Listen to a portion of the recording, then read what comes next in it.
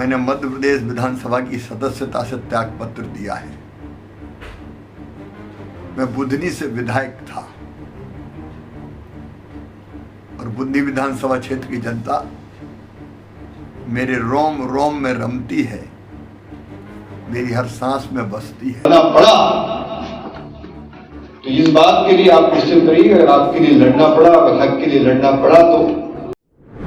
नमस्कार, मैं नाज़मीन खान और आप देख रहे हैं SPN9 न्यूज।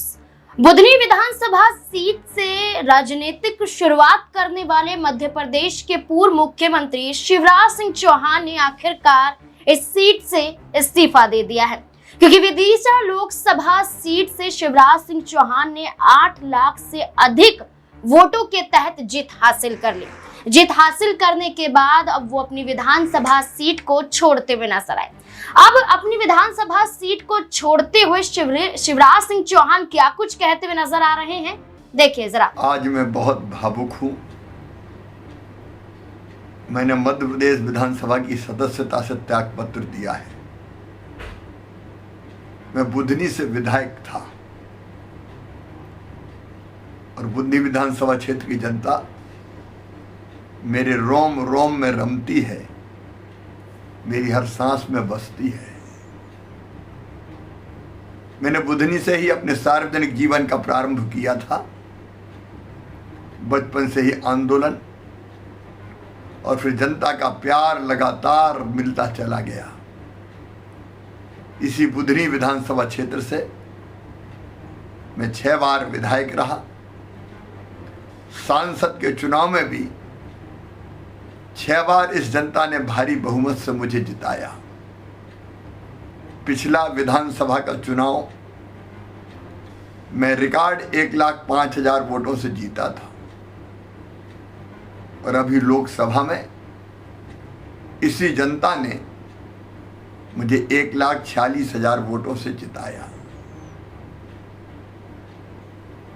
इस जनता की सेवा मैंने पूरे मन से की है, क्योंकि जनता की सेवा ही मेरे लिए भगवान की पूजा है और इस जनता ने भी मुझे भरपूर प्यार दिया है, आशीर्वाद दिया है। जनता के इस प्यार पर मेरा पूरा जीवन न्योछावर है और अपनी संपूर्ण क्षमता के साथ मैं जनता की सेवा में लगा रहूंगा। अपने प्राणों से प्रिय जनता को बारंबार प्रणाम। शिवराज सिंह चौहान भावुक हो जाते हैं, कहते हुए नजर आते हैं कि 6 बार का विधायक मैं यहां से रहा हूं, 6 बार का विधायक मुझे जनता ने चुना है और ऐसे में अब ये सीट खाली होती हुई नजर आ रही है।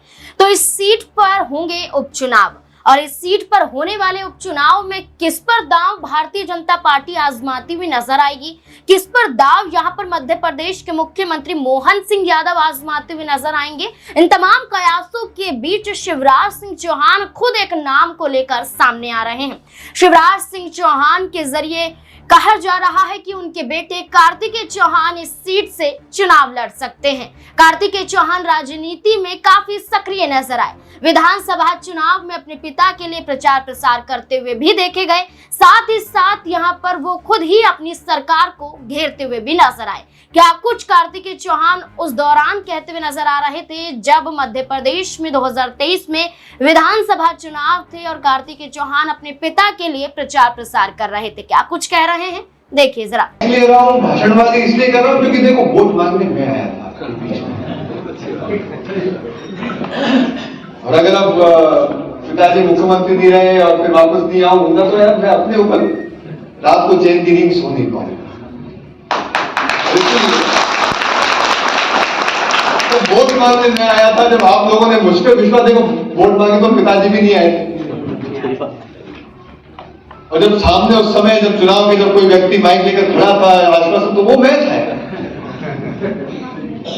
और इसीलिए जब आपसे उस समय मैंने वादा किया था तो उस वादे को निभाने के लिए मैं वापस आया और वादे को निभाने के लिए किसी की हद तक जा सकता हूं।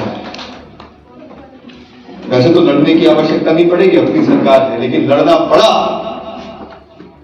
तो इस बात के लिए आप निश्चित रहिए, अगर आपके लिए लड़ना पड़ा, अगर हक के लिए लड़ना पड़ा तो वैसी नौबत नहीं आएगी, लेकिन अगर नौबत आएगी तो उसके लिए भी कार्तिकेय तैयार है। कार्तिकेय चौहान ने उस दौरान अपनी ही सरकार को घेर लिया था। उस दौरान कार्तिकेय चौहान ने कहा कि बुधनी में जो वादे हमारी सरकार ने किए हैं, अगर वो वादे पूरे नहीं होते हैं तो मैं अपनी ही सरकार के खिलाफ भी खड़ा हो सकता हूं। ऐसे में वादों को लेकर मैं सामने आया था, तो मेरी जिम्मेदारी बनती है कि मैं ही यहाँ पर आऊं और मैं ही इन समस्याओं को निपटारे के रूप में दिखाऊं। अब ऐसे में कार्तिकेय चौहान भारतीय जनता पार्टी से भिड़ते हुए तो नजर आए थे, लेकिन क्या भारतीय जनता पार्टी शिवराज सिंह चौहान के बेटे पर दांव आजमाएगी या फिर शिवराज सिंह चौहान के विरुद्ध में जाती हुई नजर आएगी? शिवराज सिंह चौहान तो चाहते हैं कि उनके बेटे कार्तिकेय चौहान ही यहाँ से चुनाव लड़े। अब देखना होगा कि इस खींचतान के बीच में क्या फैसला यहाँ पर लिया जाता है। इस मुद्दे को लेकर आपकी क्या राय है? किसे यहाँ से चुनाव लड़ना चाहिए? क्या वाकई शिवराज सिंह चौहान के बेटे कार्तिकेय चौहान को यहाँ से चुनाव लड़ना चाहिए कि भारतीय जनता पार्टी दाव उन पर लगाती हुई नजर आएगी या फिर नहीं? क्या है आपकी राय? कमेंट सेक्शन में जरूर बताएं। देखते रहें SPN9 न्यूज। धन्यवाद।